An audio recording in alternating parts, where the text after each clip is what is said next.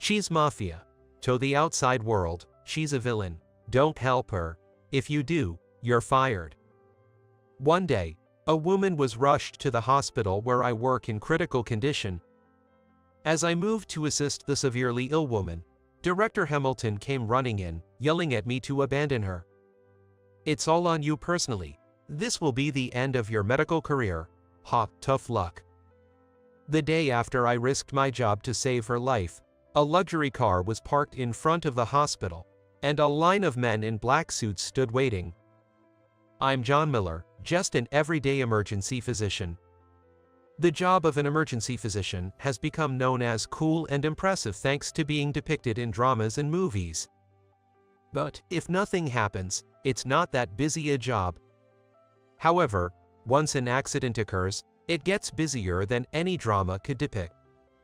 When many emergency cases are brought in, used gauze gets thrown on the floor, and harsh words fly around at the scene. It gets so noisy that voices can't be heard, people bump into each other, and stumble over carts carrying equipment. In such life-saving scenarios, hierarchies hardly matter. Even I would follow orders from a junior if they were best positioned to instruct. What we emergency physicians always prioritize is saving our patients. So, it's perfectly normal for me to assist a junior who is managing a patient. But that's only during busy times. Normally, even as doctors, our jobs are not much different from office workers. We're not doing sales or paperwork, but it involves the same sort of mundane office life. I've been in the emergency medical team at this hospital for 20 years, and that hasn't changed. Emergency medicine is so busy that interns often request transfers to other departments, but I've been committed to this field for all these 20 years. That's why I'm considered a veteran. Good morning, Mr. Hamilton. As I spot Director, Mr. Hamilton, I stand to greet him. While it's good to make daily rounds and check on the hospital's status, it seems that Mr. Hamilton's purpose is somewhat different. The director's name is Tyler Hamilton. Mr. Hamilton's primary concern is simply whether something makes money or not. Though the hospital must be run as a business, I fundamentally disagree with his approach. Despite holding a medical license, Mr. Hamilton often acts in a manner unbecoming of a physician. I hear we had a traffic accident victim yesterday. How is she? One patient sustained severe head injuries and is in the ICU, still unconscious. Another suffered significant fractures and lacerations in the thigh and will be monitored here today before potentially being transferred to surgery if there are no complications. Emergency departments typically don't keep patients long. That would be the case in any hospital. That's fine then. Mr. Hamilton replies and then leaves, apparently having lost interest. We doctors, and even the nurses, cast doubtful glances at his retreating back. Why do we have to be so mindful of Mr. Hamilton?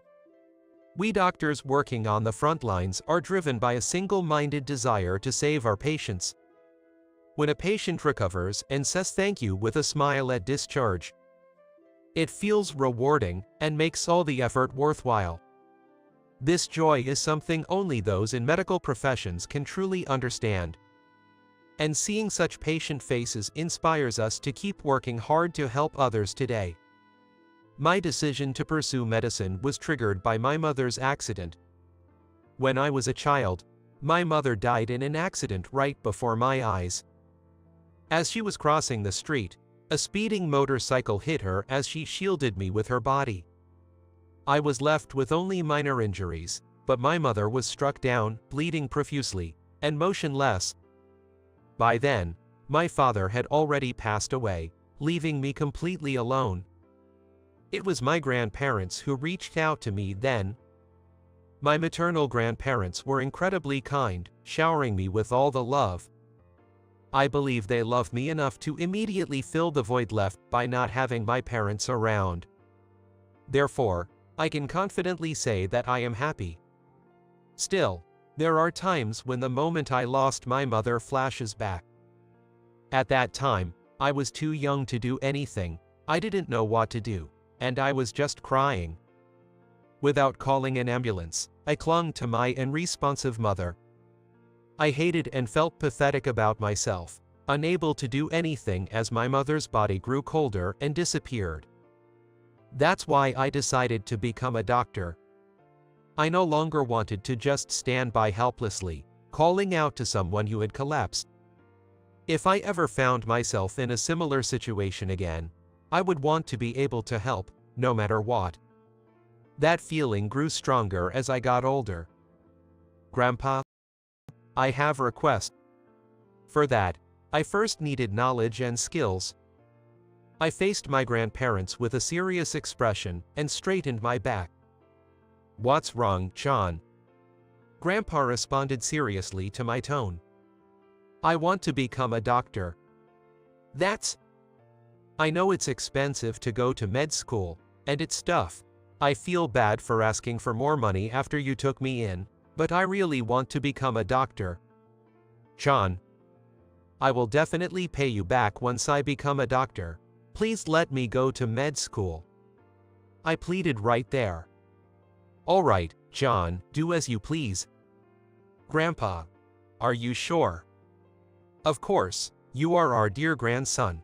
We wouldn't dream of standing in the way of your dream. Exactly, John, do your best. Both my grandparents supported me. I must have been a really costly grandchild. I've caused them a lot of trouble, but I'm nothing but grateful. That's why I studied hard and learned medicine. I will definitely become a doctor, and if Grandpa or Grandma ever get seriously ill, I will be there to help them. I won't just stand by as I did when my mother died. I can't bear to lose another loved one. With that determination, I was able to successfully obtain my medical license. However, the director of the hospital I joined, Mr. Hamilton, was hardly what you'd call a good man. His policy included discharging patients as soon as possible. It wasn't because we were busy with waiting patients. There are several advantages to freeing up beds quickly, but the primary reason is probably for financial gain. Empty beds mean new patients can be admitted. As patients are cycled through, money keeps moving. Basically, it seems he wants as many people as possible to spend money. From the beginning, Mr. Hamilton was solely focused on profit. Of course, if patients are well, it's fine to discharge them, but it can be problematic when we want to monitor them a bit longer. Normally, patients stay until stitches are removed after surgery. Post-operative conditions can change unexpectedly. That's why we want them to rest. But Mr. Hamilton suggests discharging them just 2 days after surgery. We argue it's unreasonable, but he retorts, "What? Just make them come for outpatient visits." I was shocked that a doctor could make such a statement. Of course, outpatient care might suffice in some cases, but some patients might need hospitalization due to their home environments or physical conditions. Mr. Hamilton might think a post-operative condition is just that, but it's reckless to say so without listening to the attending doctor's opinion. This is my hospital. Don't defy my decisions. Understand? Every time, I sigh at the statements Mr. Hamilton makes. Especially appalling was his remark the other day. Drive away any patient who's even slightly off. He said calmly and boldly. What does he mean by an off patient? These are people who come to the hospital because they are ill or injured. What a thing to say. Some patients may become disoriented due to a head injury or act out due to their condition worsening. Nurses approach these cases with great care, and doctors focus on treatment. Everyone is dedicated to thinking of the patient's welfare, yet Mr. Hamilton, of all people, should never say something like dismissing them. The duty of a doctor is to support his patients to the very end. Despite being a terrible director, this hospital is the largest in the region. Working at this hospital also serves to reassure my grandparents. Today, too, I'm heading to work at that hospital. Regardless of Mr. Hamilton, there are patients waiting for me. My job is to treat them and see them healthy and discharge. John, you can go for lunch now if you're ready. All right. Go when you can. The patients are stable, and we can handle anything that comes up with the doctors you are staying. Have a good lunch. The set A is recommended today. Hearing my colleagues, I decided to take a lunch break. Usually, I hardly ever get a break, so I grab whatever quick snacks like donuts or a sandwich that I can eat with one hand. Sometimes, the situation is just stuffing myself whenever I get the chance to eat, so being able to sit down for a meal is a luxury. Considering that, I really got to enjoy my meal today. The combo I was recommended was a steak with some French fries, which I savored thoroughly. But as I was finishing my meal and heading back, an emergency call came in. I rushed to the emergency entrance just as the ambulance arrived. A junior waiting there briefed me on the situation. The patient is a woman in her 40s. She was hit by a car, and is bleeding from her head. She's unconscious. An accident? I'm not sure, but she's the only one brought in. Seeing the woman being taken out of the ambulance on a stretcher, I instinctively frowned. She was wearing a dress so clearly expensive and elegant that even a layperson could tell it's high quality. The bleeding from her head was bandaged, and I could see a severe laceration as they moved her into the examination room. Her leg also seemed to be bent in an odd direction. My mother. It instantly reminded me of the day my mother died. As a doctor, I shouldn't let personal feelings get in the way, but I couldn't help seeing my mother in this patient. I was determined to save her at all costs. With more resolve than usual, I prepared to transfer her. Okay, let's move her, 1, 2, 3. We coordinated our movements and transferred the patient. Since we couldn't cut the dress, the nurse quickly unstitched the seam under the arm, removed the garment, and checked the heartbeat. Attaching a heart rate monitor, we checked the readings. The heart rate shows no abnormalities. So, there likely isn't any internal damage for now. I was just thinking about stopping the bleeding on her head and then proceeding with a detailed examination when I heard footsteps thundering towards us. Wait! Don't interfere with that patient. Mr. Hamilton burst in just as I was about to start controlling the bleeding. We involuntarily stopped our hands, but this injury was urgent and needed immediate treatment. Naturally, the involved doctors began to feel bewildered. What are you talking about? If we leave her like this, it could endanger her life. Don't joke with me. Director Hamilton retorted with a flushed face to my objection. That patient is the wife of a mafia boss from down the hill. It's clear that getting involved will lead to trouble later. What? What is he even talking about? Is Mr. Hamilton trying to dismiss the patient right in front of us with just the excuse of trouble? How can we abandon a patient who is seeking help right now? What are you saying? Just stitch her up. And you, call the CT room. Yes. I instinctively issued orders. We can't just leave her untreated. Hey, can't you hear me telling you to stop? Mr. Hamilton is always like this. People who dislike trouble are one thing, but even when a life is at stake. If that's the case, he better relinquish his medical license quickly. Helping a mafia woman could jeopardize my position. Is that all Mr. Hamilton cares about? What was the purpose of becoming a doctor in the first place? I can't understand his thinking, choosing his ugly desire to remain on top over helping a patient who is seeking help. Do you understand? She's mafia. To the outside world, she's a villain. It doesn't matter. Anyone who helps a villain is a villain too. We don't need villains in this hospital. If you insist on helping her, you're fired. He even went as far as to say such tyrannical lines. Fine then. If this hospital can't save patients who seek help, then I might as well quit. There's no reason to cling to this place. It might upset my grandparents, But if I can't help this woman now, what was the point of becoming a doctor? Understood. What? I'll take responsibility and resign. So, let me provide life-saving treatment to this woman. I declared firmly and started treating the woman. Mr. Hamilton probably couldn't understand me. He looked at me with disbelief. You heard what I said just now. Whatever happens, it's all on you. Mr. Hamilton threw these words at me and left the treatment room. Even after Mr. Hamilton left, not a single junior doctor or nurse tried to leave the scene. John is not wrong. That's right, John is the best emergency physician. Their support was a relief.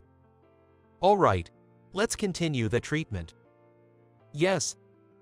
Afterward, we treated the woman with all our might. Her condition eventually stabilized.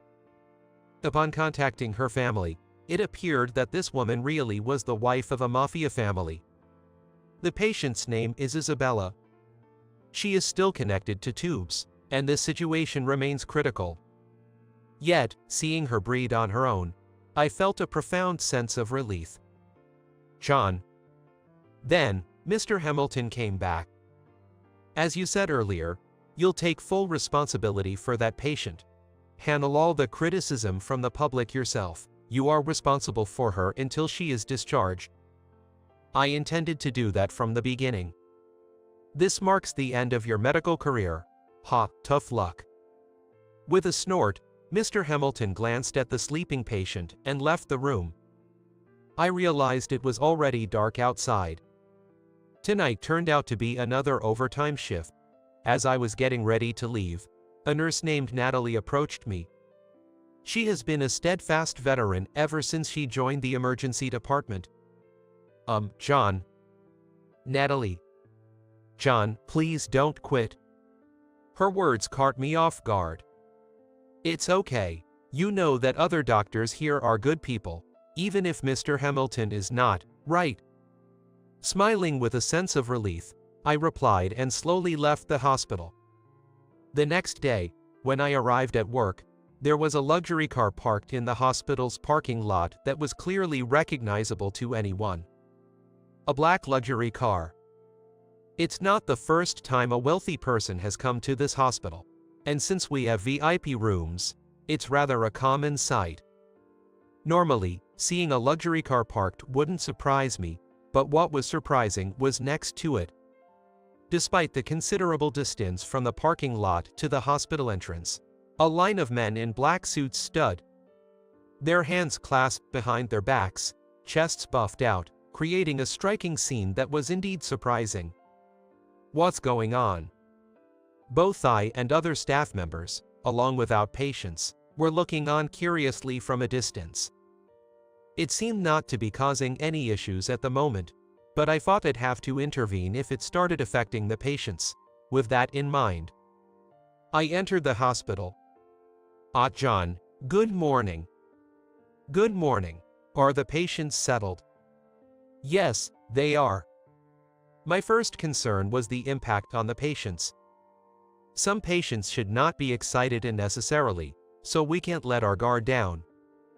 About Isabella. What about her? Well, those men in black suits out front, they seem to be her entourage here to visit her. So, the family of the mafia is here, then?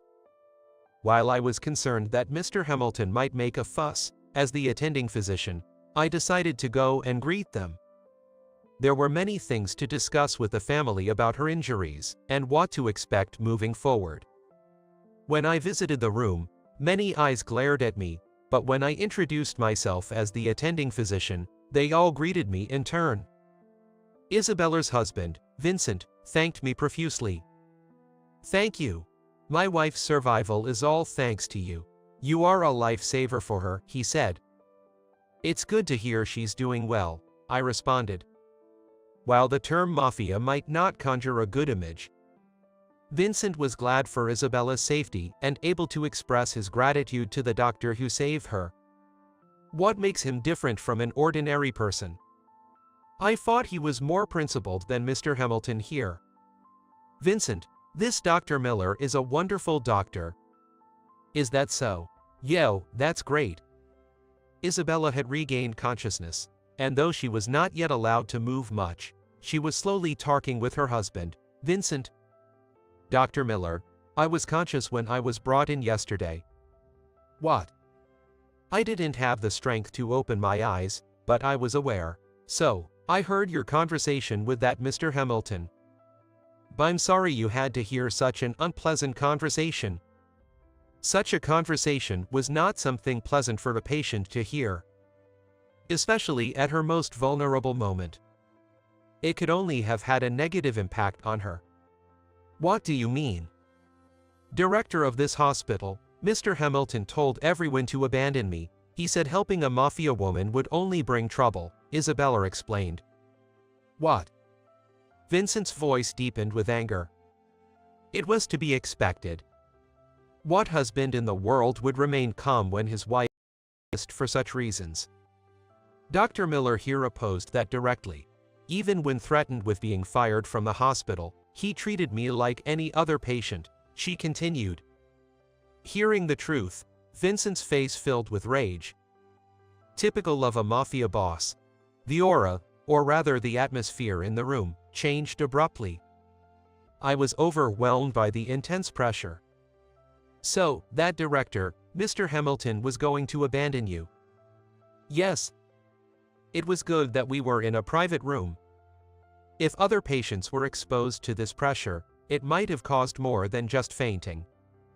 But the pressure suddenly lifted. Vincent then approached me with a gentle smile. You are truly a good person, so? He whispered the name of a hospital in my ear. Then he firmly grasped my hands with both of his, and as I felt the warmth, I looked up to meet Vincent's kindly smiling eyes. Months later, I am now working at another hospital. Although the previous one was large, this one is much bigger and incomparable. Apparently, Isabella used to work as a physician at this hospital. Before she met Vincent, who was a patient here, and decided to join the mafia life with him, she still maintains a good friendship with Mr. Stanton, the director of this hospital. Mr. Stanton, who values saving lives above all, was eager to hire someone like me, who would rescue anyone, regardless of their background. Therefore he hired me right away. As it turns out, due to Isabella and Director Stanton's connection, everything about Mr. Hamilton came to light. The rumors are that he will lose his position by the end of the year. Though not conclusive evidence, when I left the hospital, Mr. Hamilton was seen visiting Isabella, still hospitalized. I'm terribly sorry. He apologized deeply. Although Vincent and some young people were there visiting, no one forgave him. Well, that's to be expected. And I heard that Mr. Hamilton's wife has left him too. Without his position as director, who will help him when he needs it? Given his past behavior, it's likely no one would. But if I were there, I would choose to help him. Honestly, part of me thinks, why bother helping someone like him? But I'm not in a position to choose who to save based on whether I like them or not. I am a doctor. As someone dedicated to saving lives, that's something I must never forget. I still regret that I couldn't do anything to save my mother. But sometimes, I receive messages from patients who have been discharged saying, I'm doing well now. I bring those messages to my parents' grave to report. I have become someone who can save this many people. Mom and Dad, you were wonderful parents, and I am so grateful. And then's another thing I report. At this age, I've found a girlfriend. She's the nurse, Natalie, who was the first to ask me not to quit. Today, she came with me to visit the grave and said, from now on, I will be the one to support John. Embarrassingly, I blushed and replied, hey, supporting is my job. Then we smiled at each other and held hands tightly.